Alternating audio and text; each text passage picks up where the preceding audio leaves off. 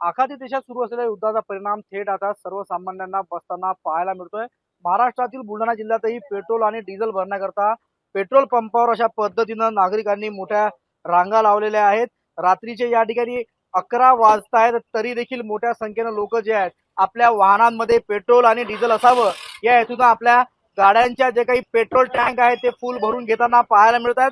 बुलढाणा जिल्ह्यातील अनेक पेट्रोल पंपांवर या ठिकाणी सध्या कृत्रिम साठवणूक झाल्यामुळे अनेक ठिकाणी पेट्रोल उपलब्ध नाहीये। त्यामुळे या आखाती देशातील युद्धाचा परिणाम थेट या पेट्रोल डिझेलवर होईल आणि त्यामुळे आपल्याला अतिमहत्त्वाच्या कामासाठी पेट्रोल डिझेल उरणार नाही या चिंतेतून हे संपूर्ण नागरिक जे आहेत आपले दुचाकी असतील चारचाकी असतील घेऊन घराबाहेर पडलेले आहे। कुठल्याही परिस्थितीमध्ये आपल्याला पुढील काळामध्ये जर का पेट्रोल आणि डिझेल संपलं तर आपल्याकडे हे इंधन म्हणून पेट्रोल आणि डिझेल असावं त्या भावनेतून ही संपूर्ण गर्दी जी आपल्याला या ठिकाणी पाहायला मिळते। प्रशासन सातत्याने सांगते की मुबलक प्रमाणामध्ये साठा आहे, कृत्रिम साठा करू नये। त्याचबरोबर जिल्हाधिकारी देखील बुलढाणा जिल्ह्यामध्ये आदेश दिलेले आहेत की काही विशिष्ट प्रकारची साठवणूक जर कोणी करत असेल तर त्यांच्यावर कठोरात कठोर कारवाई केली जाईल। त्यामुळे साठवणूक होऊ नये याची खबरदारी जिल्हा प्रशासनाकडून घेतली जात असली तरी नागरिक मात्र या ठिकाणी आपल्या वाहनांमध्ये इंधन भरून घेण्याकरता गर्दी करत असल्याचं चित्र जे आहे हे बुलढाण्यामध्ये पाहायला मिळतंय।